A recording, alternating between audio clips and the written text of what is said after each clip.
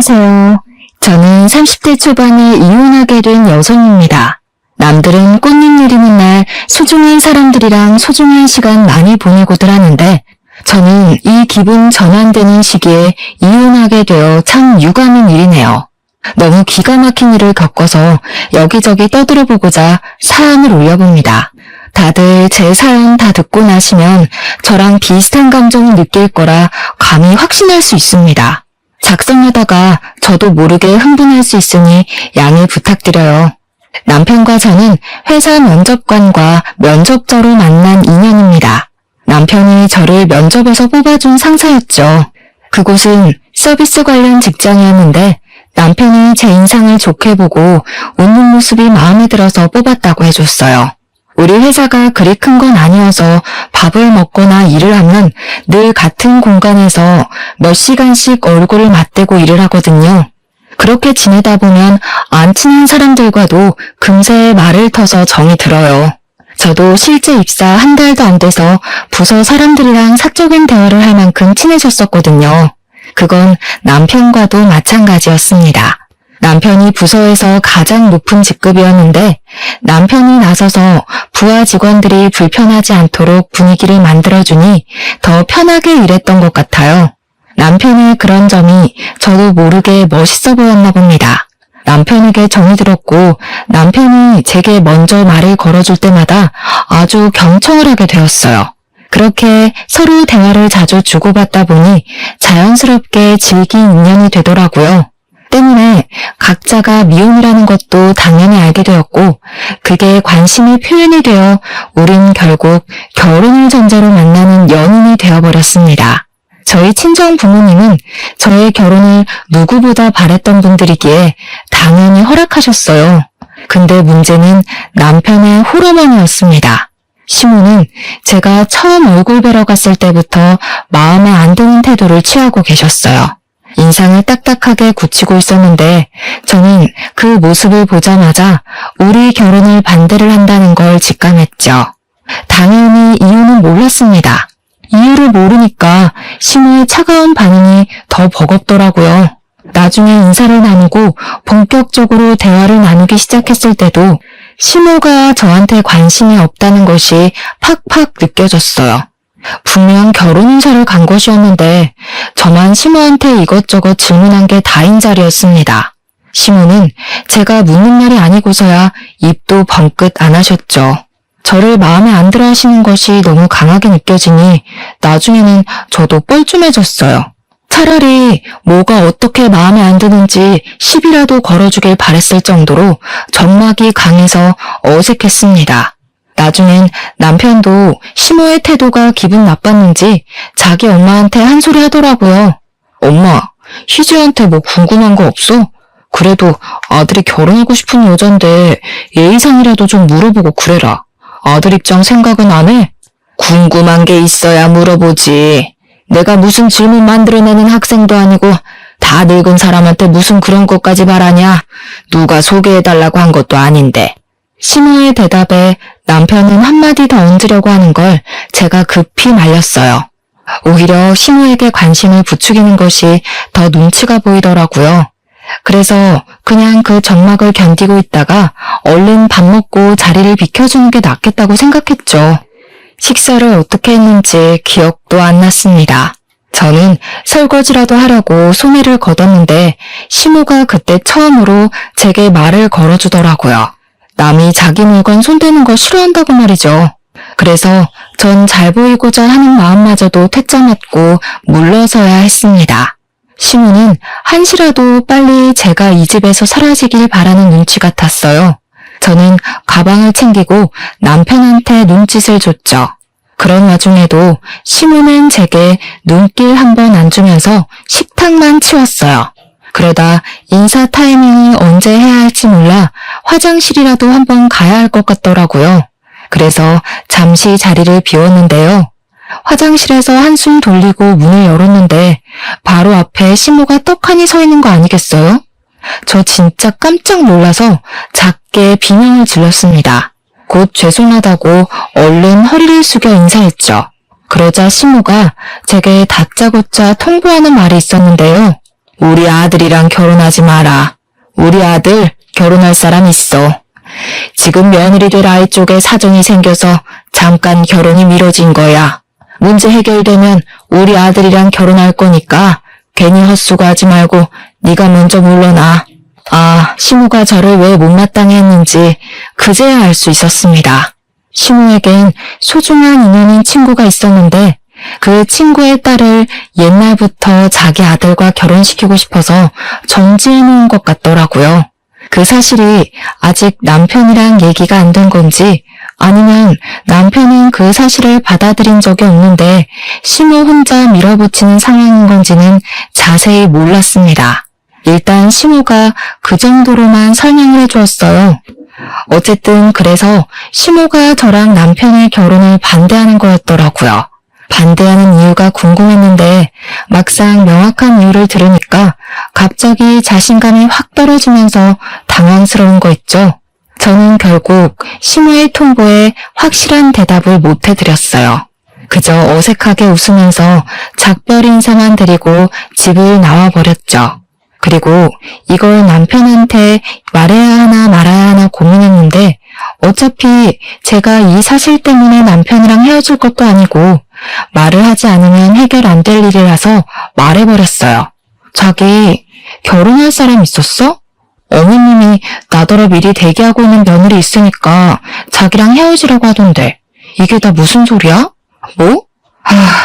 이 엄마가 하다하다 너한테까지 그런 소리를 했네. 그거 그냥 엄마 혼자 하는 소리야. 무슨 조선시대도 아니고 어른이 하라는 결혼을 누가 해? 신경 쓰지 마. 내가 알아서 해결할게. 남편은 이 문제로 시무한테 한두 번 시달렸던 게 아닌지 지겹다는데 화를 내면서 저를 안심시켰습니다. 저는 더 자세히 캐묻고 싶었지만 남편 표정이 이미 지긋지긋해 보여서 그냥 입 다물었어요. 그 뒤론 정말로 시무가 그것에 대해 전혀 언급을 하지 않았습니다. 저희는 예정대로 수월하게 결혼이 진행되었죠. 남편이 시무랑 무슨 대화를 어떻게 설득한 건지는 따로 묻지 못했어요. 굳이 지나간 문제를 들추고 싶지 않기도 했고요. 남편이랑 무사히 결혼을 하게 된 건 정말 다행이었지만 한편으론 저 혼자 시무의 눈치가 굉장히 보였습니다. 시무 표정이 저를 그리 반기는 얼굴이 아니었거든요.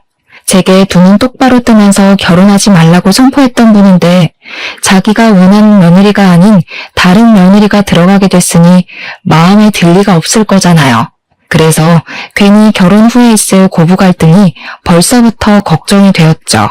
남편한테 시무의 기분에 대해서 슬쩍 물어봐도 남편은 그저 시무가 더 이상 우리 관계에 대해 딴 말 안 할 거니까 걱정 말라고만 하니 계속해서 집요하게 물을 수도 없었습니다. 할 수 없이 그 정도로만 알고 넘겨야 했죠. 그렇게 결혼을 마치고 저희는 합가로 신혼을 시작했어요. 그 이유는 시무가 합가를 원해서였습니다. 시무가 합가를 원했을 때 남편이 단번에 거절했지만 제가 하겠다고 했어요. 저는 처음부터 시무에게 미움털이 박힌 며느리라 시무랑 친해지는 게 우선이라 생각했거든요. 그래서 합가를 통해 점수를 좀 따고 싶었어요.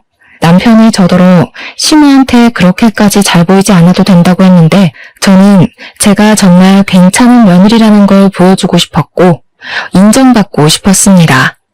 시무의 등살을 감당할 각오도 많이 했어요. 시무가 자기 친구의 딸을 많이 좋아한다는 거 알고 있습니다. 하지만 그 친구의 딸을 며느리로 만들지 못한 것이 아쉽지 않도록 제가 며느리가 된 사람으로서 훨씬 더 잘해내고 싶었어요. 이왕 식구가 된 며느리는 저였으니까요. 그래서 저는 합가 첫날부터 만반의 마음을 가지고 잠자리에 들었습니다. 다음날 아침 일찍 일어나 시무를 위한 아침 밥상을 차리려고 했죠. 그렇게 다음날 이른 아침 알람 소리를 듣고 눈을 떴어요. 아침 먹고 출근을 해야 해서 너무 피곤했지만 어제의 다짐을 생각하면서 차림새를 정돈하고 거실 밖으로 나갔습니다. 그리고 깜짝 놀랐어요. 주방에서 기척 소리가 나길래 그때부터 주춤거리며 다가갔는데 놀랍게도 시무가 먼저 일어나서 아침을 준비하고 있더라고요. 어머님? 아, 일찍 일어나셨네요. 제가 아침 차리라고 그랬는데 죄송해요. 제가 더 일찍 일어났어야 했는데 어머님 기상 시간을 몰랐네요. 내일부턴 더 빨리 일어날게요. 일하는 사람이 뭐하러 아침까지 차리려고. 시간이 있을 때 조금이라도 더 눈붙이려고 해야지. 원래 집안일은 집에 있는 사람들 몫인 거야. 상 차리는 건 내가 할 테니까 도와줄 거 없어. 한 50분 더 잘 수 있겠네.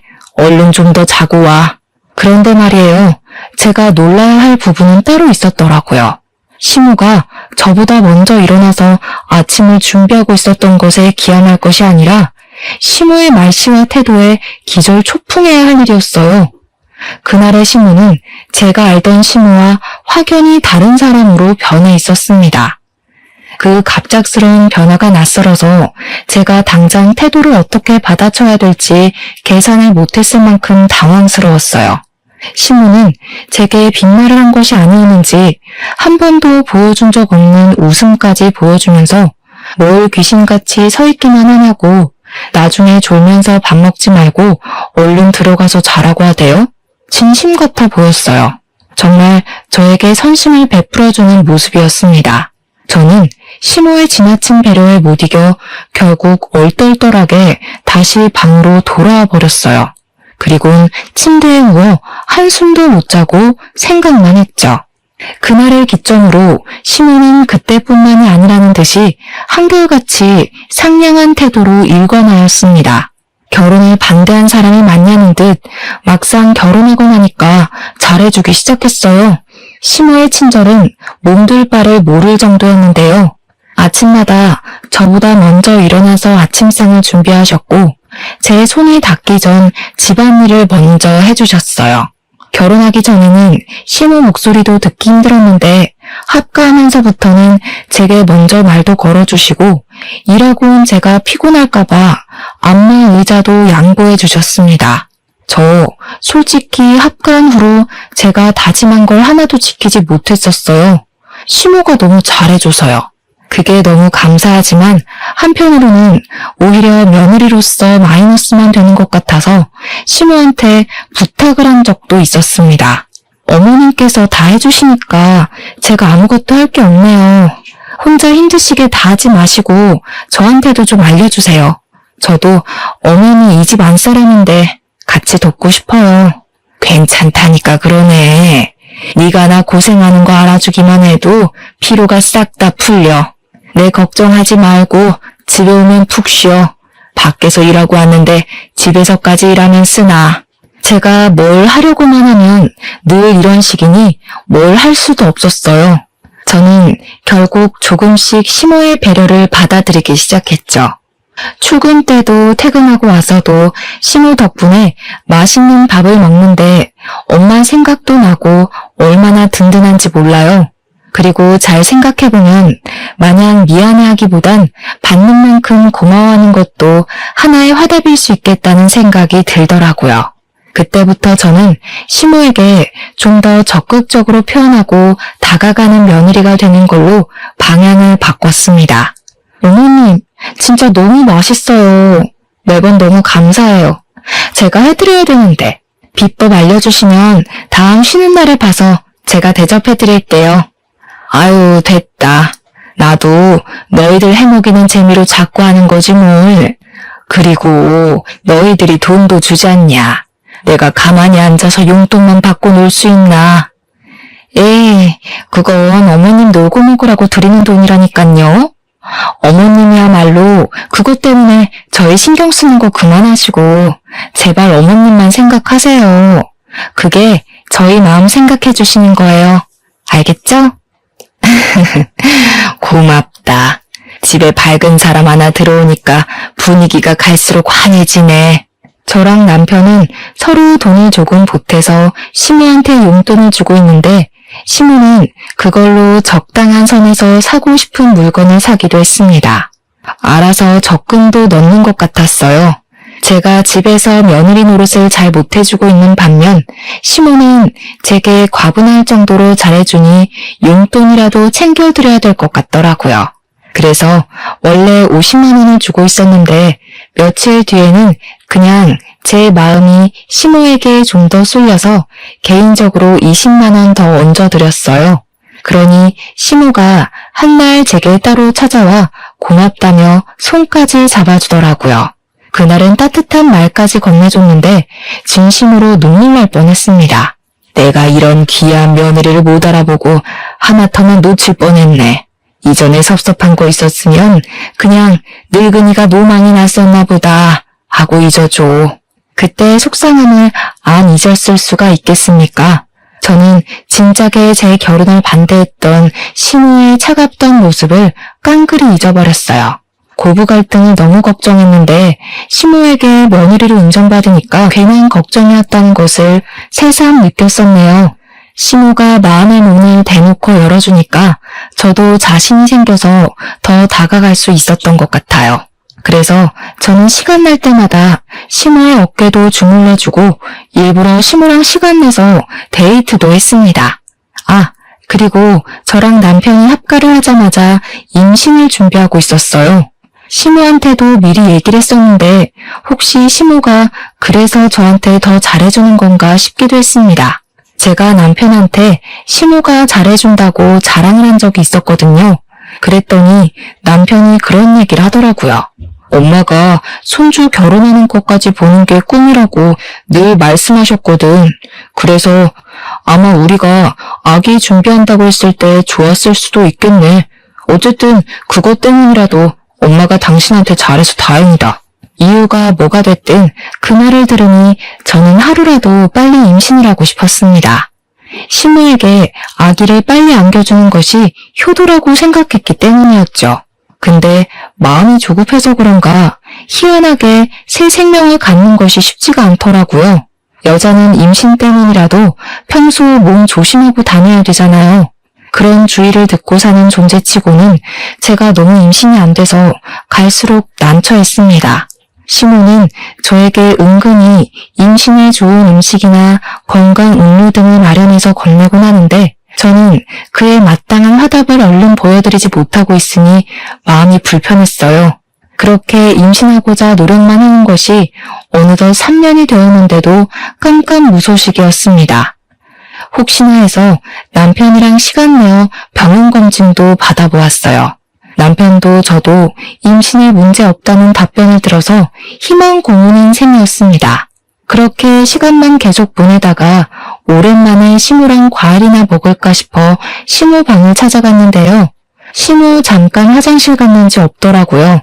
시모 올 때까지 방에서 기다리려고 방을 둘러보는데 화장대 앞에 통장 2개가 있었습니다. 그걸 보는 순간 남편이랑 제가 주는 용돈을 차곡차곡 귀엽게 모으고 관리하던 시모 모습이 생각나더군요. 하나는 우리가 돈을 넣어주는 통장이었는데 하나는 처음 보는 통장이길래 시모가 그곳에다 적금을 넣나 싶은 겁니다. 궁금해서 아무 생각 없이 열어봤더니 받는 사람 명에 소영이란 이름이 잔뜩 적혀 있더라고요. 소영이? 시모랑 가족으로 지내면서 처음 들어보는 이름이라 한참 생각을 하고 있는데 그 순간 시모가 방으로 들어와 제 손에 들린 통장을 낚아챘어요. 그리고 오랜만에 호통을 치셨죠. 뭐야? 왜 남의 방에 함부로 들어와 있어? 남의 물건에 손은 또 왜 대고? 네? 아, 저는 어머님이랑 같이 참외 먹으려고요. 방에 안 계시길래 오시면 같이 먹으려고 기다리고 있었는데 저희가 주는 용돈 그 통장에 모으시는 거예요? 하나는 못 보던 통장이던데. 무슨 상관이야? 내가 이 일이 너한테 다 보고하고 살아야 되니? 아무리 한 지붕 아래 산다고 하지만 어떻게 방주인 허락도 없이 함부로 들락거리는 거야? 다시는 이 방에 얼씬도 하지 마라. 나가, 당장. 저 그날 시모의 무서운 모습을 정말 오랜만에 봤었습니다. 결혼 전에 저를 반대했던 그 모습을 본 기분이었어요. 저는 그대로 시모에게 쫓겨나고 말았어요. 당황스러운 상태로 방으로 돌아와 한참이나 멍을 때렸습니다. 혹시 내가 임신을 못하고 있어서 시모도 본의 아니게 예민해져 있는 건가 싶기도 하더라고요. 그건 알게 모르게 자리 잡은 우리 가족의 스트레스가 맞으니 저도 참 면목 없는 입장이긴 했어요.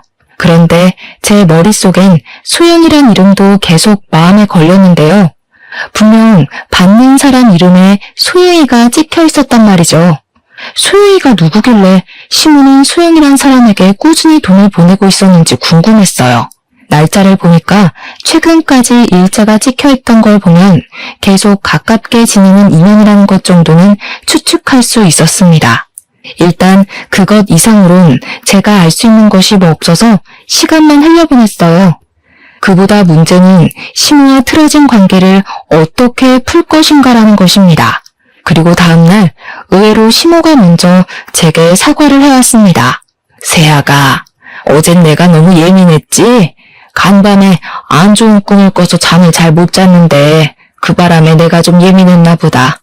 너한테 큰 실수를 했어. 미안해. 아니에요, 어머님. 제가 멋대로 들어간 건 맞는걸요. 다음부터 조심할게요. 저도 어머님 물건 함부로 손대서 죄송해요. 근데 정말 손만 댔지 아무것도 못 봤어요. 걱정 마세요.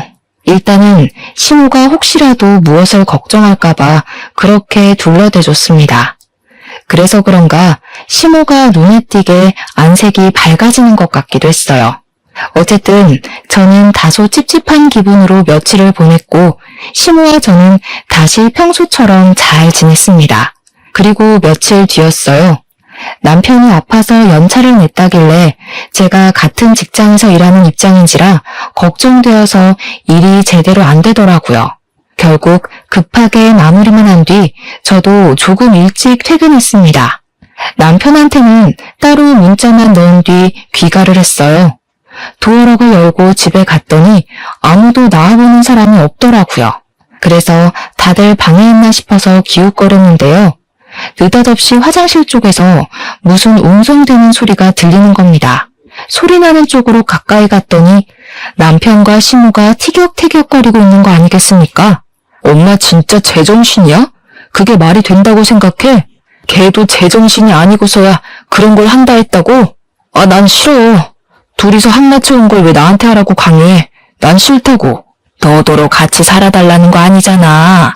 직접 살 부딪히란 소리도 아닌데 그거 조금 담아주는 게 뭐가 어려워서. 내가 결혼 양보해줬으면 너도 이건 해줘야지. 그때 남편이 시모를 밀치고 화장실을 박차고 나왔습니다. 그리곤 당연하게도 저를 맞닥뜨렸죠. 저를 마주하자 남편이 깜짝 놀라서 큰 소리를 내질렀어요. 금세 시모가 뒤따라 나오더라고요. 저는 그저 무슨 일인지 몰라서 시모랑 왜 다투냐고 물었는데 남편이랑 시모가 금세 대면대면하면서 아무것도 아니라고 하고 흩어져 버리는 겁니다. 남편을 따라가서 한 번 더 물었지만 시모가 말도 안 되는 걸 자꾸 요구한다는데 그 정도로만 말해주고 더 이상은 저랑 상관없는 일이라고 말하기를 회피만 했어요. 그렇게 자꾸 원인 모를 찝찝함만 쌓여가는 채로 시간이 더 흘렀습니다. 그러다 보니 저는 임신 하나만 신경 쓰기도 너무 벅차서 끝내 다른 건 저절로 관심을 놓게 됐어요. 보고 듣고 찾는 것까지 모두 임신에 관련된 정보들에만 신경을 몰두하게 되었죠.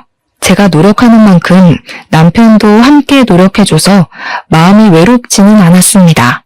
또 시모가 결과물을 재촉하는 분도 아니셨던지라 임신에 실패해도 절망스럽진 않았어요. 다만 지치긴 했습니다. 목표 지점이라도 보이면 좋겠는데 그것마저 보이지 않으니까 괜히 불안하더라고요. 제가 임신을 못해서 날로 스트레스를 받고 있으니 시모는 이제 저를 돕는다고 임신에 좋은 것들까지 챙겨주기 시작했는데요. 이렇게 받기만 하는 것이 미안해서 한날은 시모를 위해 제가 아침밥을 해볼까 싶어 새벽 일찍 일어났거든요. 그런데 그날도 시모가 저보다 더 일찍 일어나 주방에서 기척을 내고 있더라고요. 결국 또 아침밥 준비는 시모한테 양보해야 하나 싶어 할 수 없이 시모를 돕기라도 하려고 다가갔어요. 근데 마침 시모가 통화를 하고 있어서 잠깐 기다렸는데요. 걱정 마라 소영아. 내가 매일 아침마다 애들 국에 약 타고 있어. 임신이 될 일은 절대 없다. 의사가 말해준 치사량보다 훨씬 높아서 더 안전해. 어머님, 저 정말 어머님 아니면 의지할 데가 없어요. 저 버리시면 안 돼요? 어머님이랑 남편 돌아올 때까지 꼭 기다릴게요. 알지 그럼. 너 말곤 그 누구도 내 며느리 못 돼. 다시 네 자리 찾아줄 테니까 조금만 기다려. 아유, 불쌍한 내 새끼. 내가 얼른 가서 몸조리 시켜줘야 되는데 여기서 엄한 시간만 뺏기고 있네. 저 순간 뭔가 잘못 들은 줄 알고 한참 고쳐 생각했습니다. 그럼에도 시모의 통화 목소리는 여전히 애달프고 통화 대상은 시모를 애타게 찾고 있었어요. 말도 안 되는 사실에 놀라서 바로 소리를 지를 뻔했습니다. 그러니까 분명히 시모 입에서 소영이란 이름이 언급되었고 그 소영이더러 며느리라 일컬었잖아요. 듣자 하니 내용 정황상 시모가 말했던 소중한 친구의 딸은 다름 아닌 소영이인 것 같았어요. 그 말은 즉 우리한테 받고 있던 용돈을 적금에 넣는 것이 아닌 소영이란 여자한테 붙여주고 있었다는 말도 되는 겁니다. 그리고 그 소영이란 여자가 바로 시모가 원했던 며느리라는 사실도 되겠죠. 불임이 길어지면 이혼 사유가 된다고 하더라. 이대로 계속 임신 못하게 막다가 손주 못 낳는다는 이유로 확 쫓아내버리면 돼. 지도 할 말 없을걸? 참, 너는 오늘 검진 다녀왔지? 뭐라니? 애는 건강하다니? 듣자 하니 기가 막혀서 더는 못 들어주겠더라고요. 저는 당장 시모한테 가서 폰을 빼앗았어요. 그리곤 대신 전화를 받아서 누구냐고 소리를 질렀죠. 당신 뭐예요? 우리 어머님이랑 무슨 사이예요? 아, 원래 며느리로 들어오려고 했던 분? 그래서 며느리로 언제 들어올 수 있을지 저 몰래 계획이라도 짜고 있었어요? 매일 아침마다 이렇게 통화했던 겁니까? 제가 난데없이 퍼부어버렸더니 상대방이 놀랐는지 바로 전화가 끊기더라고요. 옆에서 시모는 눈이 동그래져선 폰 내놓으라고 난리를 치기 시작했습니다. 저는 시모의 폰을 식탁에 확 내려놓아줬어요. 그리고 대체 이게 다 뭔 소리냐고 따졌죠. 어머님, 저 다 들었어요. 이제 와서 괜히 어줍잖게 숨길 생각 마세요. 묻고 싶은 게 수두룩한데 이게 제일 궁금하네요. 임신 못하게 막고 있다는 건 무슨 말이에요? 설마 저한테 무슨 짓 하셨어요? 저의 직설적인 지적이 그대로 통했는지 시모는 얼굴이 벌개져선 그제야 속내 밝혔습니다. 그 사실은 하늘이 무너질 만큼 충격적이었어요. 그래, 내가 피임약 좀 탔다. 네가 어디 내 며느리 될 수 있을 거라고 생각해? 너는 절대 내 며느리 못 돼. 내가 그렇게 안 놔둘 거야. 시모가 제 앞에서 악을 쓰며 저의 존재를 부정했어요. 그 순간 역시나 결혼하기 전에 그 공포가 떠올랐는데요. 그와 동시에 그동안 시모와 웃으면서 지냈던 몇 년간의 추억들도 같이 떠오르더라고요. 제가 절대 시모한테 며느리가 될 수 없다면 그럼 그간의 시간은 아무것도 아니었다는 거잖아요. 저는 진심으로 시모와의 시간이 행복했는데 시모한테는 그저 연기였고 저를 쫓아내기 위한 인내의 시간이었다는 거 아닙니까? 임신에 실패했을 때도 이렇게까지 절망적이진 않았습니다. 저 그날 시모의 원망을 코앞에서 들으면서 속이 얼마나 처절했는지 몰라요. 어떻게 그러실 수가 있어요? 어떻게 그 긴 시간 동안 사람 마음 가지고 장난칠 수가 있냐고요. 제가 어머님을 위해서 아이 가지려고 얼마나 마음고생했는지 아시잖아요. 나를 위해서? 나를 위하려면 애초에 이 결혼을 하지 말았어야지. 너는 처음부터 이기적이게 이 결혼 시작해서 끝까지 이기적일 뿐이었어. 나는 네 핏줄 섞인 손주 보고 싶지 않다. 네가 눈꽃만큼이라도 내 생각한다면 당장 우리 아들이랑 이혼해. 저 진짜 그날 세상 무너지는 줄 알았습니다. 모르고 살았던 고부간의 갈등을 한꺼번에 몰아서 받는 기분이었어요. 저는 그대로 자리에 주저앉아 버렸어요. 결국 단 한 번도 시모의 인정을 받은 적 없는 며느리였다는 것이 허망하기 그지없었고 그저 허울 뿐인 관계였다는 것이 너무 허탈했어요. 저를 이렇게 무너지게 만든 시모가 정말 미웠습니다. 거실에서 나는 소란 때문에 잠에서 깬 남편이 바깥을 나왔는데요. 제가 주저앉아서 울고 있으니까 놀라서는 제 걱정을 해주더라고요. 그런 와중에도 시모는 울고 있는 저한테 대고서 계속해서 할 말을 토해내고 있었습니다. 이왕 이렇게 된 거 이제라도 알았으면 그만 포기하고 우리 아들이랑 이혼하라니까. 너한테는 이미 며느리가 될 애가 따로 있다고 했잖아. 너도 이젠 자존심 상하지 않니? 이미 이런 집구석인 거 다 알았을 텐데 계속 붙어있는 것도 불편할 텐데. 결국엔 결혼 전부터 했던 얘기를 다시 하기 시작하셨어요. 무슨 상황인지 알게 된 남편은 화가 나서 시무를 끌고 집 밖으로 나가버렸습니다. 저 혼자 그 자리에서 한참을 서럽게 울고만 있었어요. 울다 보니 3년간 임신 못했던 게 시무의 이기심 때문이란 사실이 갈수록 더 화가 나더라고요. 이거 절대 넘어가주기 싫대요. 제가 불행해지는 한이 있더라도 시무가 기뻐하게 될 날은 두고 봐주기 싫어서 무조건 시무를 고소하려고 당장 휴대폰을 들고 뒤따라 나갔습니다. 뭐 하나라도 건져서 시무의 잘못된 행동을 혼내주고 싶었죠. 그렇게 밖으로 따라나간 저는 그곳에서 예상치 못한 사실을 더 알게 되었어요. 제가 나타난 줄 모르고 아까 그 주제에 대해서 한참 동안 실랑이를 벌이고 있더라고요. 듣자 하니 그 소영이라는 여자 있잖아요. 그 여자가 사실은 남편이 전처라는 거 아니겠습니까? 시무가 그 여자를 며느리로 찜해놓은 것이 아니라 원래 그 여자가 시무의 며느리였던 여자라는 거예요. 그러니까 남편이랑 전처 사이가 안 좋아서 이혼을 하게 된 건데 시무랑 전처 사이는 엄마랑 딸처럼 엄청 좋았던 것 같더라고요. 근데 남편과 전처가 이혼을 한 이유는 또 그 이유 때문이래요. 시무랑 전처 사이가 너무 쿵짝이 잘 맞으니까 남편이 둘 사이에서 많이 시달렸나 보더라고요.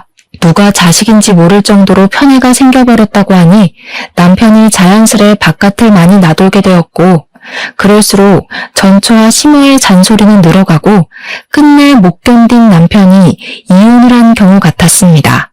하지만 시무는 전처에 대한 미련이 강하게 남아서 계속 연락하고 지냈나 봐요. 남편의 전처에게 돈까지 주면서 말이죠. 심지어 미련만으로 모자라 남편과 전처의 재결합을 끊임없이 종용해온 것 같았어요. 제가 안 보는 사이에 틈만 나면 남편한테 전처 얘기나 안부를 전했던 걸로 보였습니다. 이미 이 사실만으로도 충격이었는데 저를 더 비참하게 했던 건 뭐였는 줄 아시나요? 수영이 임신만 시켜주면 나랑 와이프 관계 간섭 안 한다고 했잖아. 그래서 두 사람이 해달라는 대로 해줬구만. 근데 왜 약속 안 지키는 건데? 왜 와이프한테 다 얘기해서 이 상황을 만들어?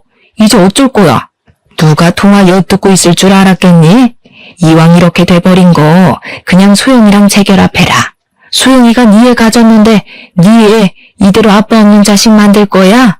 지금 마누라는 애도 없고 이혼하면 그만이지만 소영이는 이제 너 없으면 안 돼. 엄마가 피임약만 안 넣었어도 이미 와이프랑 나 사이에 애 생겼어. 대체 그런 짓을 왜 한 건데? 와이프가 이혼하겠다고 하면 어쩔 거야? 나는 지금 와이프 좋아한다고, 이혼하기 싫다고. 그럼 소영이는 저렇게 미혼모로 두겠다는 거야? 제발 우리 가족 다시 뭉치자. 너만 제자리로 돌아가겠다고 하면 우리 다시 잘 살 수 있어. 들어보니까 남편이 시무의 등살에 못 이기는 척 전처를 따로 만나 임신을 시킨 것 같았어요. 이게 말이 된다고 생각합니까? 심지어 임신 개월수를 따져보니 저랑 결혼 생활 중에 생긴 아이더군요. 시무가 하도 졸라서 어쩔 수 없이 그랬다는데 황당한 것이 체외 수정도 아닌 잠자리를 직접 해줬다네요. 그러고 보니 지난날 수상쩍었던 둘만의 행동이 하나 떠오르더라고요. 남편이 아파서 연참했던 날 둘이 화장실에서 어떤 은밀한 대화를 나누고 있었다고 했잖아요. 알고 보니까 그게 시무가 남편한테 손주 씨를 좀 담아달라고 부탁했던 거였더라고요. 근데 여기서 더 황당했던 건 남편이랑 작자가 그럴 바엔 전처를 직접 찾아가겠다고 했답니다. 이래나 저래나 떳떳하지 못할 짓을 한 건 마찬가지 아닌가요? 결국 제겐 둘 다 쓰레기예요. 남편의 씨로 전처가 임신했잖아요. 저와 법적 부부관계 중에요. 이거 언인이 불륜입니다. 어떻게 불륜을 이런 식으로도 버릴 수가 있는 건지 참으로 황당하고 기가 막히더라고요. 제가 이런 상황에 처했다는 것이 그저 충격적이고 믿기 힘들어서 저는 모든 걸 촬영한 동영상 끄고 집으로 돌아가 짐을 챙겼습니다. 더 이상 그들을 상종하고 있을 이유가 없어졌으니 그만 그들과의 관계를 정리할 생각이었죠. 그러자 제 기척을 들었던 건지 급하게 뒤따라 들어온 남편이 저를 붙잡았어요. 그 손길이 더러워서 바로 남편의 귀싸대기를 날렸습니다. 그 순간 아마 남편은 제가 모든 사실을 다 알았다는 걸 직감했을 겁니다. 네가 진짜 내 입장 생각했으면 네 엄마 정신 차리라고 이렇게 귀싸대기를 쳤어야지. 네가 한 게 뭔데? 엄마한테 소리 지른 거? 그래놓고 결국엔 네 엄마가 시킨 대로 그 여자 만나준 거, 애 만들어준 거, 싫다 해놓고 이젠 다시 재결합도 해줄 건가? 아니야, 내가 너를 두고 그런 여자랑 재결합을 왜 해? 나한텐 너밖에 없어. 거기는 하도 애만 만들어달라고 사정해서 그냥 그것만 해준 거야. 내가 좋아하는 사람은 너니까 결혼 같은 거 꿈도 꾸지 말라고 했어. 장난하니? 불륜 저질러 놓고 거긴 그냥 유체적 사랑이었다. 정신적 사랑은 너뿐이다. 이거랑 뭐가 달라? 이제 너 말 아무것도 못 믿겠다. 믿고 싶지도 않아. 사실혼이었던 여자를 숨기고 결혼한 것만으로도 이미 넌 쓰레기 새끼야. 저는 남편과 더 얘기하고 싶지 않아서 남편을 밀치고 지나쳤습니다. 그러자 시모가 거실에 떡하니 기다리고 있대요. 아직도 자기가 저보다 머리 위에 있다고 생각하는 것 같더라고요. 당당하게 저를 노려보고 서 있는 거 아니겠어요? 그래서 이제 우리 아들이랑 더는 같이 못 살겠다는 거니? 그거 잘 됐네. 이렇게까지 했는데도 네가 안 나가주면 어쩌나 고민 많이 했거든. 그땐 우리 소영이를 데리고 들어올까 생각도 했었어.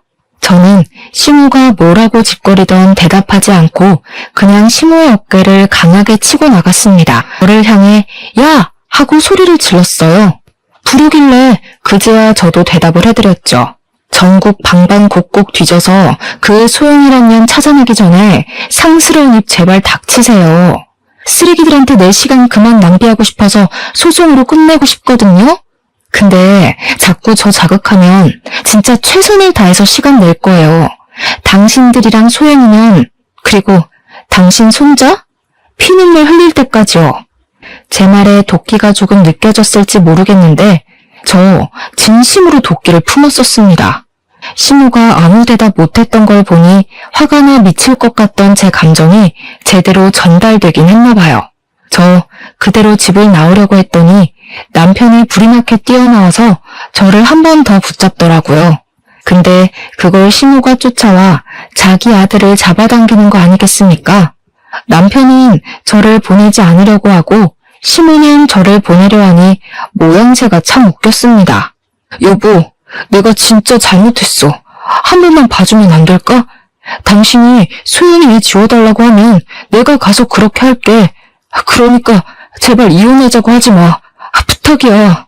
이놈이 정신 나갔나? 이미 마음 접은 애를 왜 잡는 거야? 그러니까 엄마가 처음부터 얘기했지?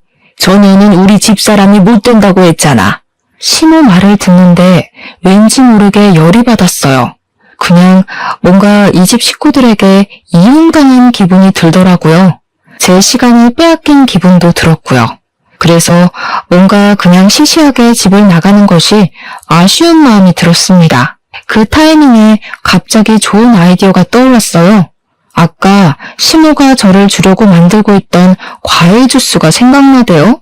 거기에도 분명 피임약이 들어갔을 거란 말이죠.